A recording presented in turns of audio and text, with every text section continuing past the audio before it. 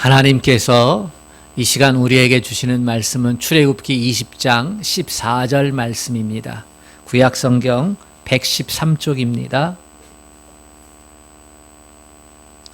출애굽기 20장 14절 말씀.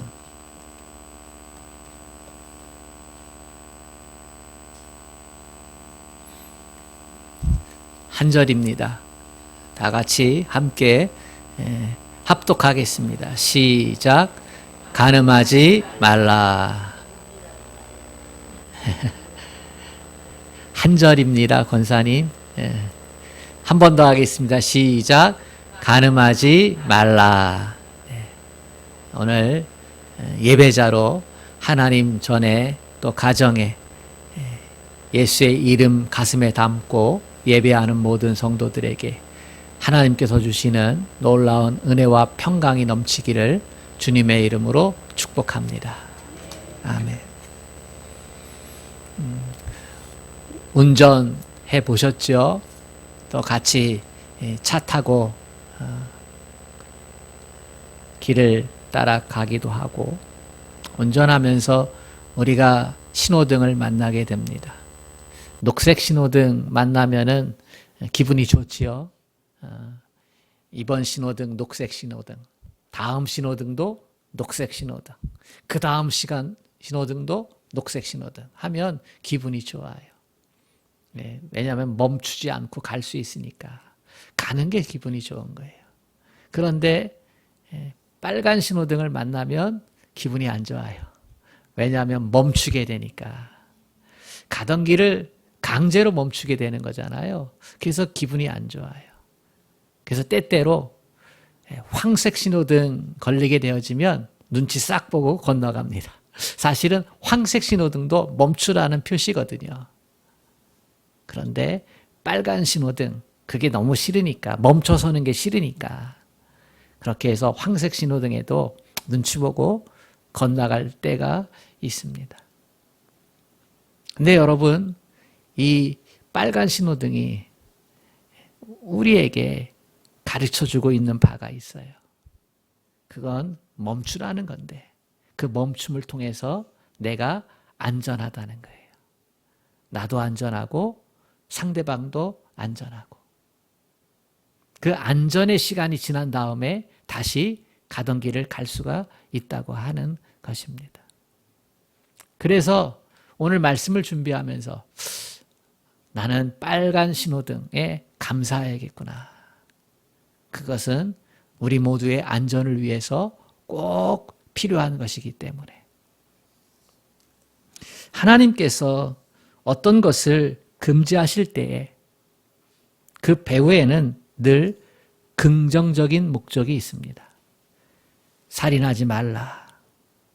이웃을 배려하고 나 자신을 지키는 말씀이죠. 간음하지 말라. 이 말씀에도 하지 말라라고 하는 금지지만은 여기에는 엄청난 긍정의 모습이 있습니다. 그것은 우리를 고통스럽게 하기 위한 말씀이 아니라는 거예요. 나를 보호하기 위해서입니다. 규칙을 따를 때 안전할 수 있고 행복할 수 있고 승리할 수 있다고 하는 것입니다. 오늘 행복한 인생 설계도 7번째 말씀은 간음하지 말라입니다. 7계명과 관련된 유머가 있어요. 모세가 하나님의 부름을 받고 시내산에 올라가잖아요. 거기서 우리가 아는 대로 10계명 돌판을 받아가지고 내려오게 되는데요. 백성들이 궁금했어요. 40일 동안 올라가 있으면서 하나님과 모세 사이에 무슨 얘기가 있었을까? 너무 궁금해가지고 모세가 내려오자마자 물었어요. 하나님께서 뭐라 합니까? 그랬더니 모세가 좋은 소식이 있고 나쁜 소식이 있다. 어떤 거 먼저 듣겠소? 우리 좋은 소식 먼저 들읍시다. 모세가 말합니다. 하나님께서 우리가 지켜야 할 계명들 수백 가지를 말씀하시지 않고 10가지만 말씀하셨다. 그랬더니 백성들이 와 하면서 안심을 했습니다. 지켜야 될 게 너무나 많으면 골치 아프잖아요. 근데 딱 10가지만 지키라고 하니까. 그러면 나쁜 소식은 뭡니까? 그랬더니 모세가 이렇게 대답했습니다. 내가 하나님하고 이야기를 했는데 하나님께서 간음하지 말라 이 계명은 안 빼주셨어. 그러자 백성들이 한탄을 했다는 것입니다. 간음하지 말라 이 계명을 빼지 못했는데 왜 한탄할까요? 간음이 인류의 보편적인 현상이라고 하는 거예요. 어느 시대나 어느 나라나 어느 민족이나 간음과 외도는 항상 있어 왔어요. 미국인 크리스천들에게 모세가 준 10계명 중에서 현대사회에 가장 맞지 않는 계명이 뭐라고 생각하느냐 그랬더니 이구동성으로 7계명이요. 간음하지 말라 이게 오늘날 우리와 맞지 않다는 거예요. 이걸 어떻게 지키냐는 거예요. 더구나 현대사회에. 그럼에도 불구하고 하나님이 왜 금지하시냐? 왜 금지하고 있느냐? 이유가 있겠지요. 하나님께서 인간을 창조하실 때 인간의 행복을 위해서 만들어 놓으신 제도가 결혼입니다. 인간은 결혼이라고 하는 이 제도 아래서 가정에서 가장 행복할 수 있다는 거예요. 가정 안에서 가장 평안하고 가장 안식할 수 있고 가장 커다란 위로와 사랑을 느낄 수 있고 그 가정이 아니고는 그러한 행복을 누릴 곳이 없다라고 하는 거예요. 아무리 시대가 발달하고 문화가 발달을 해도 빛나는 가치는 가정이에요. 그런데 이 가정을 깨트리는 데 있어서 가장 강력한 것이 간음입니다. 간음보다 가정을 더 빨리 파괴시키는 것은 없습니다. 그래서 하나님께서 가정을 보호하기 위한 계획으로 계명을 주셨어요. 그게 간음하지 말라라고 하는 거예요. 하나님께서는 우리가 간음하는 것을 원하지 않으신다는 거예요. 어떤 사람들은 이 간음하지 말라 이 단어를 꺼내기만 해도 고통스럽고 수치스러운 기억이 떠오를 수 있습니다. 그러나 오늘 이 말씀의 목적은 어떤 사람들의 과거를 들춰내려는 것이 아니라 미래를 얘기하고자 하는 거예요.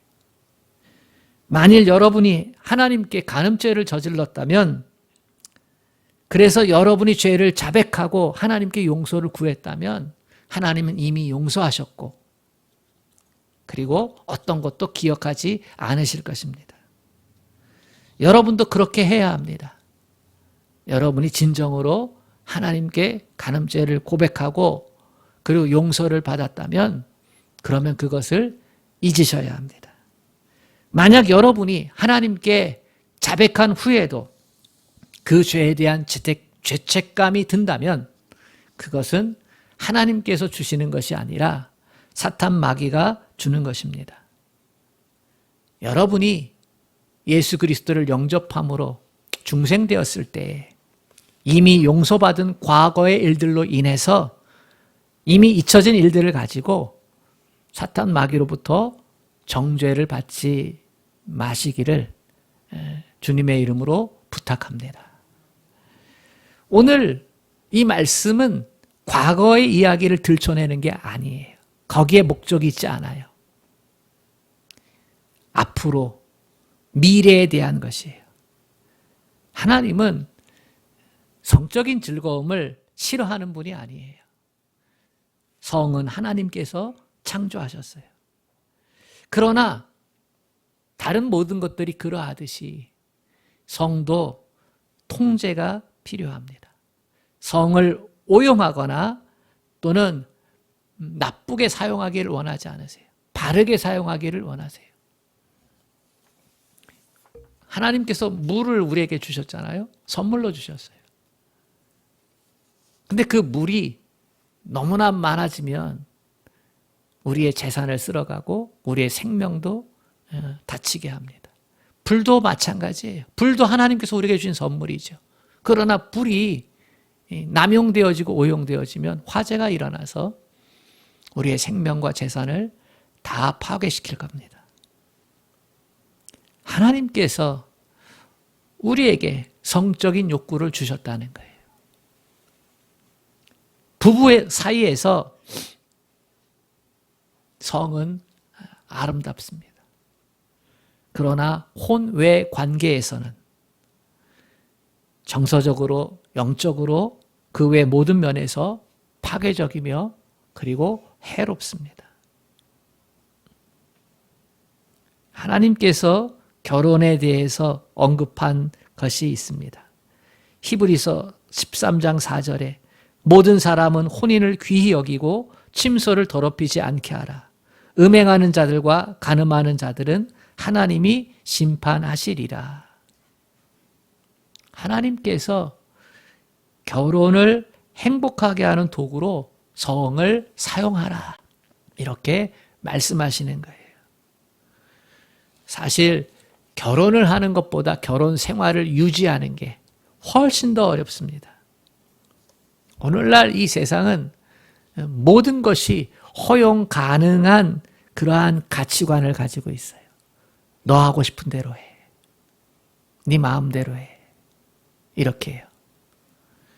그래서 대중매체에서 성의 개방을 얘기를 합니다. 연애 사업에서도 성의 사업을, 성의 개방을 얘기를 하고, 심지어 기업에서도 상품을 팔면서 성을 상품화시킵니다. 온갖 그 성적인 것들에 노출되어 있어요, 우리가. 그래서 삶의 기준을 미리 정해놓지 않으면 순결을 지키기가 너무나 어렵습니다.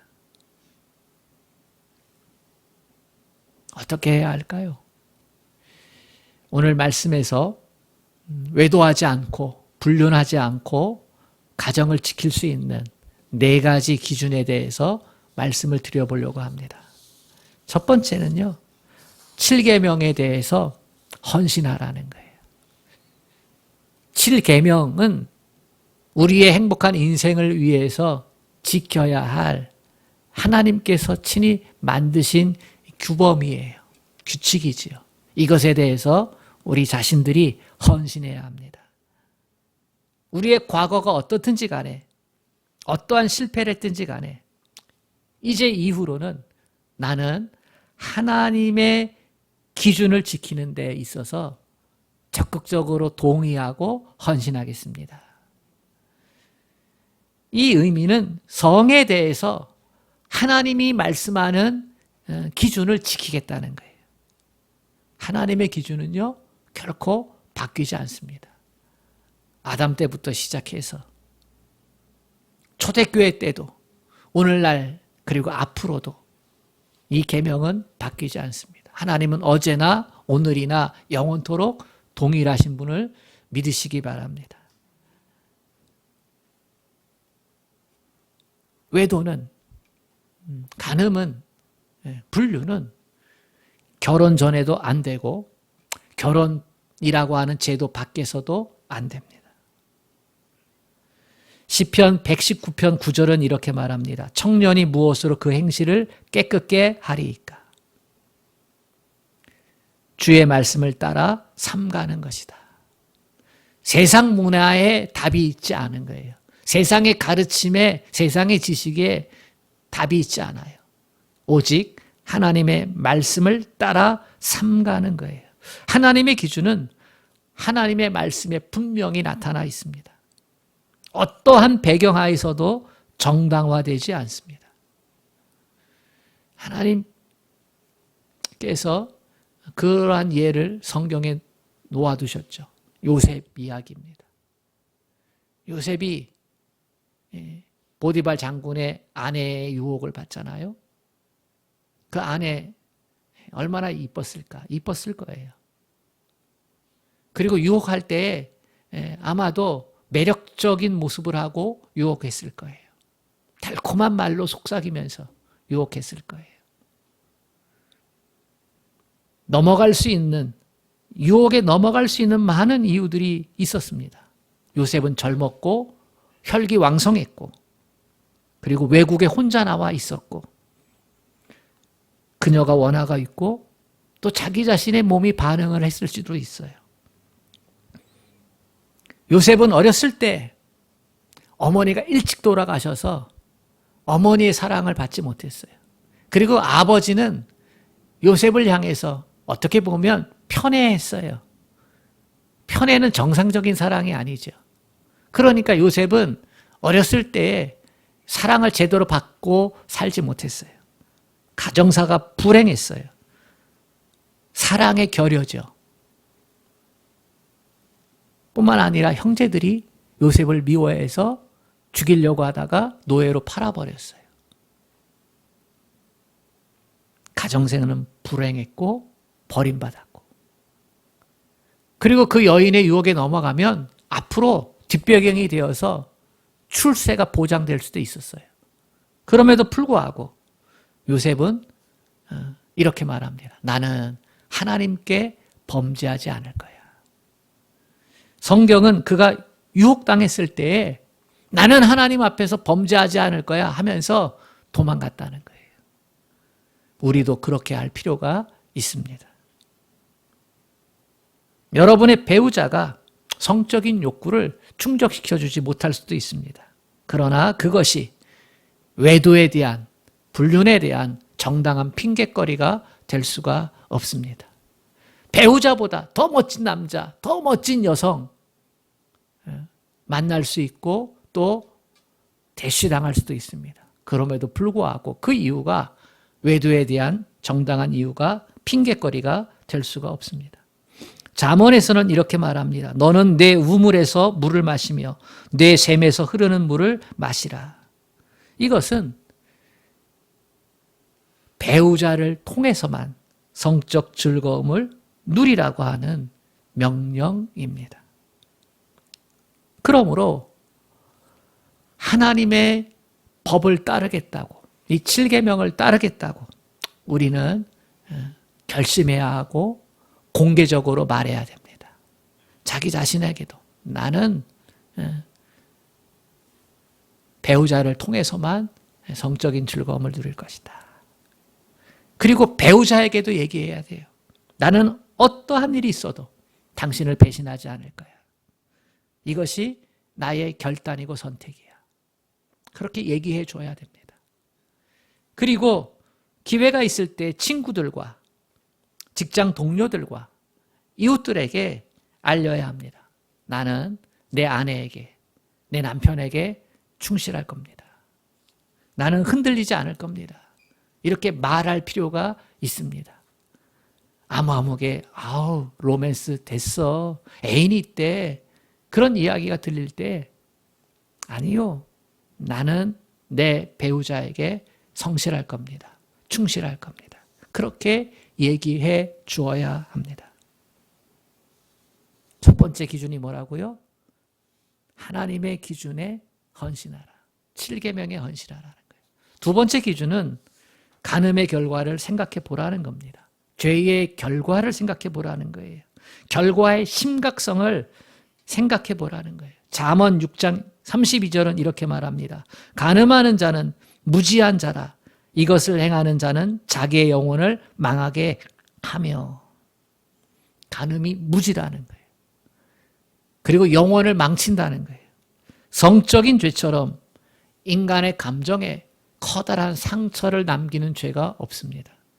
다른 죄들도 큰 상처를 남기지만 그보다 훨씬 더 강하게, 더 오래, 더 영구적으로 상처를 남기는 것은 간음죄입니다. 그 수치심은 결코 사라지지 않습니다.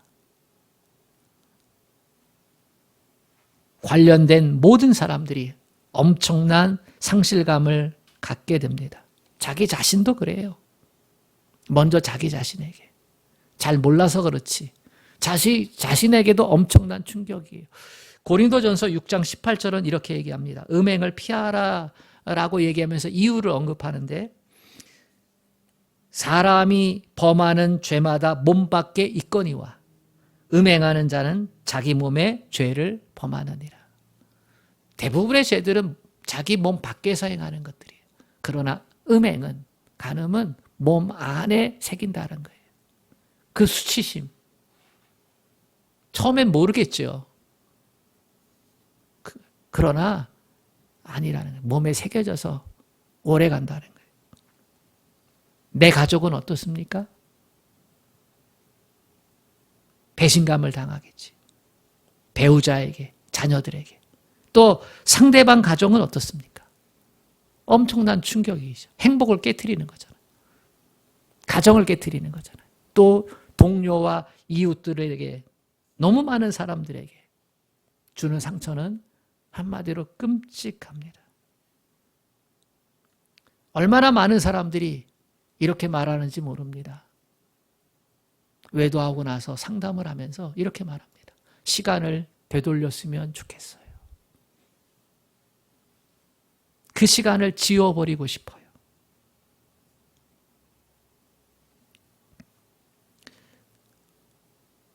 잘못된 선택으로 커다란 낭패를 당한 사람 중에 하나가 에서지요. 사냥하고 돌아와 배가 고파 팥죽 한 그릇에 장자권과 유산을 다 팔아넘기지 않습니까? 한순간의 쾌락을 위해서, 한순간의 만족을 위해서 자신의 생명을 팔아버리는 사람들이 지금도 너무나 많습니다. 물론 우리 가운데 결혼 생활에 힘든 사람도 있습니다.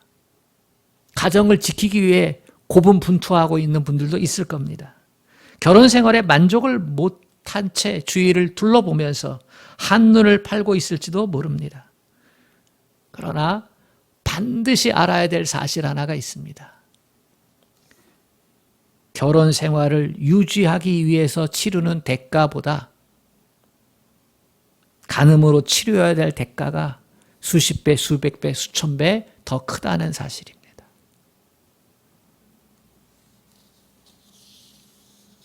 한국 사회에 이미 20년 전에 결혼 3쌍 중에 한 쌍은 이혼한다고 했어요. 재정적인 문제로 이혼하고 성격적인 차이로 이혼하고, 그러나 외도로 인한 이혼은 점점점 더 증가하는 추세지요. 자녀들이 가장 커다란 피해를 받습니다. 사랑에 대해서, 이 가정이라는 제도에 대해서, 결혼이라는 것에 대해서 이게 엄청난 축복인 것을 미처 알기도 전에, 깨닫기도 전에 사랑에 대해서 그것을 환상이라 생각해요.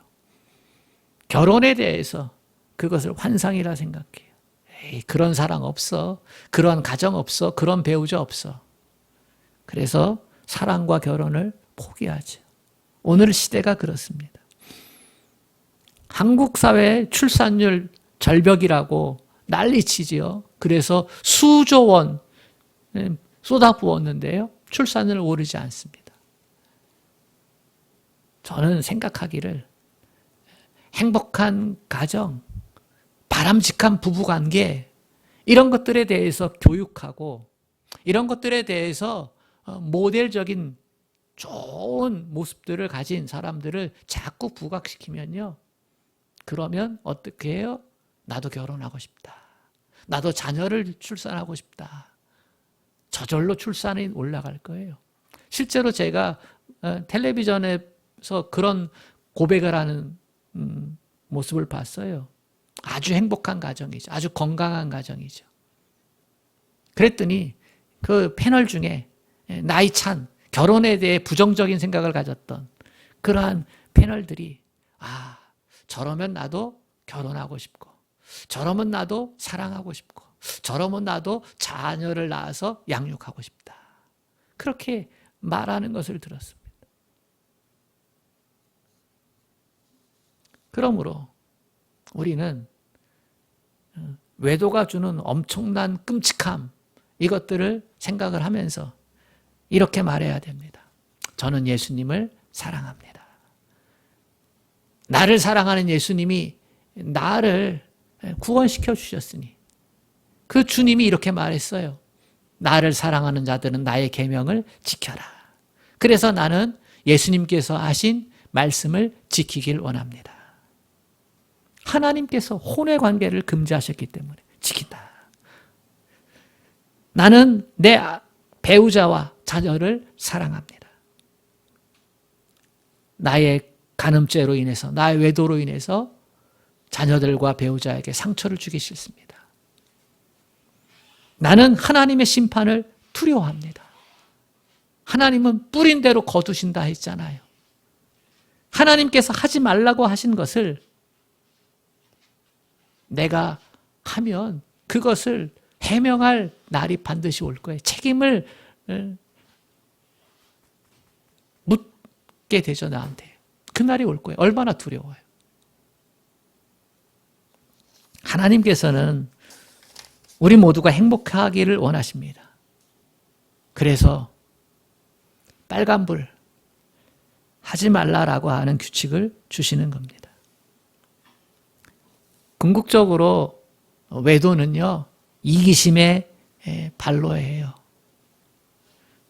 간음은 사랑이 아니라 이기심입니다. 내 욕구, 내 쾌락을 위해서 내 가족과 상대방의 가족과 그 인생들, 그 모든 것들보다 우선하겠다는 이기심이죠. 오해하면 안 됩니다. 외도는요, 내 마음대로 하겠다는 거예요. 그건 사랑이 아닙니다. 파멸만 가져올 뿐이에요. 이 두 번째 기준을 기억하세요. 세 번째 기준은요, 결혼 생활을 유지하라는 겁니다. 이 말은 한마디로 말하면 배우자와 성생활을 잘 맺어라라고 하는 거예요. 배우자와의 관계가 돈독해지면 유혹이 줄어듭니다.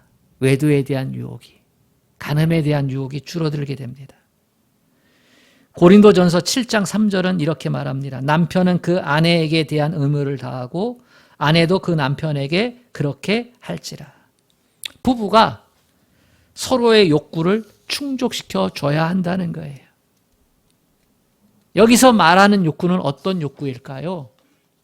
남자의 욕구와 여자의 욕구라는 책이 있는데요. 남자와 여자가 가지고 있는 기본적인 욕구가 무엇인지에 대해서 수천 쌍을 대상으로 해서 설문조사를 했는데요. 거기에 다음과 같은 욕구를 가지고 있다고 파악이 되었어요. 대부분의 남자들이 갖고 있는 5가지의 욕구. 첫 번째가 뭔지 아세요? 성적 만족. 두 번째가 여가 활동의 동반자. 세 번째가 매력적인 배우자. 네 번째가 내조. 5번째가 존중이에요. 우리 여자분들은 기억해야 돼요. 남자들이 원하는 거. 배우자에게, 아내에게 원하는 게 5가지다. 첫 번째가 성적 만족이다. 두 번째가 여행의 동반자다. 세 번째가 매력적인 배우자다. 집 안에서도 집 밖에서도 어느 정도 매력을 가지고 있어야 돼. 관리를 해야 된다는 거예요. 여성으로서. 네 번째가 내조. 5번째가 존중. 남자는요, 아내로부터 존중받기를 원해요. 다른 사람들한테는 존중 못 받아도 괜찮아요. 근데 아내에서만큼은 존중받기를 원해요. 이게 남자의 욕구예요. 그럼 여자의 욕구, 대부분의 여자들의 욕구 5가지가 있어요. 첫 번째가 애정이에요. 사랑받고 있다. 애정. 두 번째가 대화.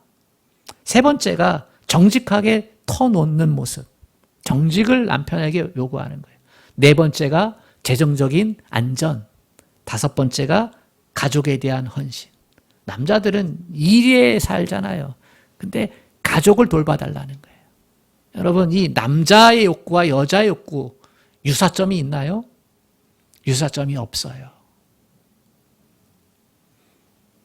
따라서 결혼 생활 유지해 나가는 것이 어렵다는 거예요. 결혼할 때에는 서로 만나면서 좋아하는 음식도 같고 좋아하는 취미도 같고 생각도 같고 가치관도 같고 그런 것 같거든요. 나랑 맞겠다. 같이 잘 살면 좋겠다. 라고 했는데 살아가면서 맞추려고 상대방에게 좋은 거 해주려고 하는데 상대방은 그것에 대해서 만족을 못해. 왜요? 기대하는 바가 서로 달라. 여자도 그래요. 남자도 그래요. 그러다 보니까 결혼 생활이 갈등이 일어나고 다툼이 일어나는 거예요. 그것을 성격 차이다라고 하는 것으로 쉽게 표현하는 거지. 서로에게 바라고 원하는 게 다르다는 거예요. 해결책이 무엇입니까? 있지요, 해결책은. 무엇보다 배우자가 갖는 욕구들이 무엇인지를 정확하게 이해를 해야 돼요. 내 남편이 나에게 원하는 욕구가 뭐냐, 남자가. 내 아내가 나에게 원하는 욕구가 무엇이냐. 이 5가지를 정확하게 알 필요가 있어요.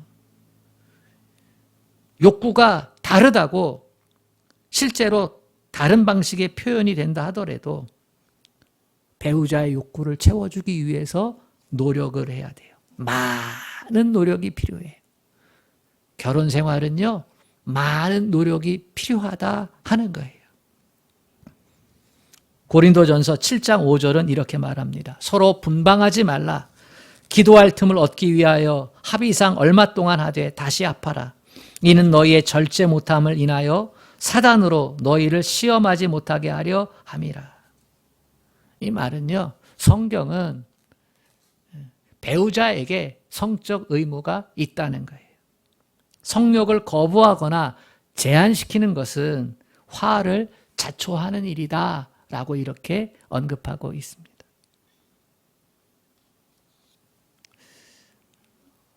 이 부부관계에 대해서 강의를 하던 어떤 분이요, 남자들한테 질문을 했대요. 여러분들은 일주일 중에 어느 요일에 아내와 부부관계를 갖기를 원합니까? 어느 요일에? 그랬더니 대답이 뭔지 아세요? 매일이라고 대답했대요. 그러면서 모든 사람이 웃었는데요. 여러분, 그것이 사실이에요. 남자들은 그래요. 결혼할 때 성혼 선언문 하잖아요, 주례자가. 그에 앞서서 서약이라는 시간이 있습니다. 서약. 남자에게 묻잖아요. 그러면 어떻게 얘기해요? 나는 평생 동안 검은 머리가 팥뿌리가 되도록 아내에 대한 대의와 정조를 지키며, 그죠? 헌신할 것을 서약합니다. 또 아내도 똑같이 그런 이야기를 그저 하잖아요. 그 말은요, 이렇게 해석해야 돼요. 내 아내에게 5가지의 요구가 있는데 나는 그것을 충족시키기 위해 노력할 것을 헌신합니다. 여자들도 마찬가지예요. 내 남자에게 5가지의 욕구가 있는데 그것을 채워주기 위해, 충족시켜주기 위해 애쓸 것을 노력하는데 헌신합니다. 좋은 배우자, 사랑스러운 배우자는요, 노력으로 만들어진다는 거예요. 서로의 욕구를 충실히 잘 충족시켜줘야 합니다. 다른 사람에게 마음 뺏기지 않도록, 다른 사람에게 시선 가지 않도록 상대방에게 충실해야 돼요. 그것이 평생토록 배우자를 친구처럼 그렇게 평생 갈 수 있는 관계로 만들어가는 기준이에요. 꼭 기억하세요. 마지막 4번째 기준은요, 생각을 관리하라는 것입니다. 사람들은 갑자기 외도하지 않습니다. 갑자기 불륜에 빠지지 않습니다. 오늘은 도덕적으로 올바른 사람인데 내일은 갑자기 외도에 빠지는 것이 아닙니다. 외도나 불륜은 그렇게 나타나지 않습니다. 단계가 있어요.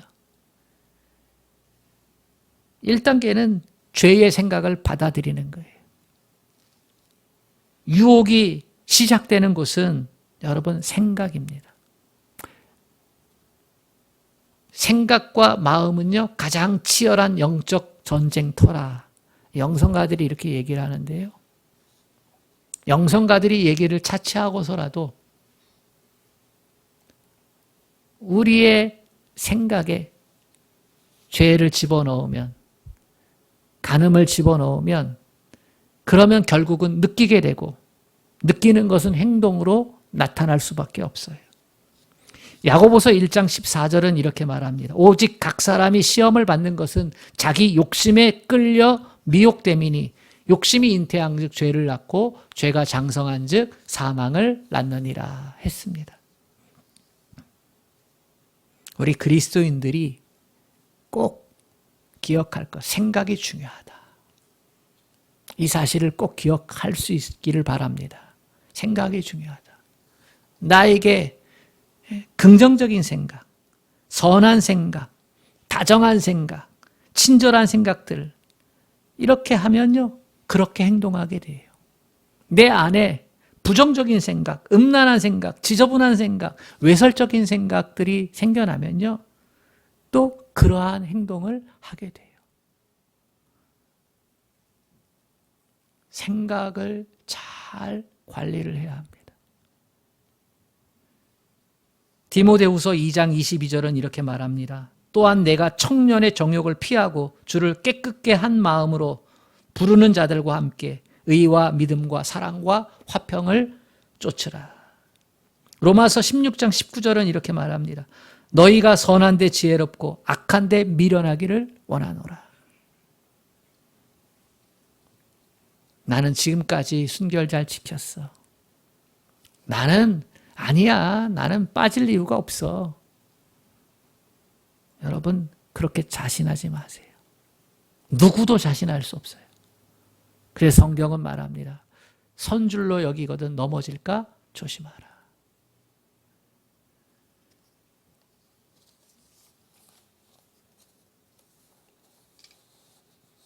제가 섬겼던 사역했던 교회 목사님께서 그런 이야기를 하셨어요. 자기 눈에도 아내 이외에 예쁜 여자들이 눈에 들어온다는 거예요. 예쁜 여자 있는데 어떻게 안 볼 수 있냐는 거예요. 보기는 보는데요. 3초 이상은 안 본다는 거예요. 3초 이상 보게 되어지면 마음 가운데 사탄 마귀가 틈을 탈 수 있다는 거예요. 음심이 찾아올 수 있다는 거예요. 그래서 생각 가운데 나쁜 생각, 음란한 생각 이런 것들을 용인하는 사회 분위기들이 들어오지 않도록 어떻게 해야 돼요? 우리를 지켜야 돼요. 오늘날 정서적인 불륜도 있어요. 정서적인 외도도 있어요. 얼마나 많은 텔레비전과 영화와 책들 가운데서. 그지요?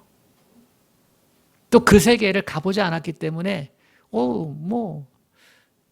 인생 한 번 사는데 나도 그렇게 한번 해볼까? 라고 하는 이 유혹이 얼마나 많은지 몰라요. 근데 여러분 그것은 이기심의 발로고요. 그것은 우리에게 참된 행복을 보장해 주지 않아요. 사랑과 결혼은 하나님께서 우리에게 주신 축복이에요. 가정이라고 하는 울타리 안에서 마음껏 누릴 수 있어요. 그러나 가정을 넘어가면 그러면 안 돼요. 그것은 나 자신뿐만 아니라 나와 관계된 모든 이들을 파괴시켜요.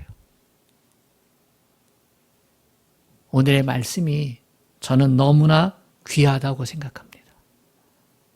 이 네 가지의 기준을 지킬 수 있기를 원합니다. 오늘 말씀을 기억하세요. 우리의 과거를 들춰내는 게 아니라 거기에 목적이 있는 게 아니라 우리의 지금 이후의 삶, 그것을 위해서라는 사실을.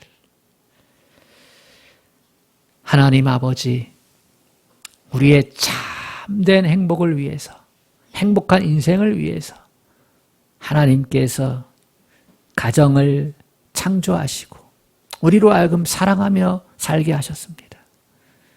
하나님, 오늘날 무엇보다도 지키기 힘든 이 7계명이지만 그러나 이것을 지킴으로 우리는 하나님의 백성으로서 구별되고 하나님께서 우리에게 주신 그 사랑의 깊이와 넓이와 높이와 길이를, 이 가정이라고 하는 행복, 이 그릇을 마음껏 누리고 알아갈 수 있도록 우리를 축복해 주시옵소서.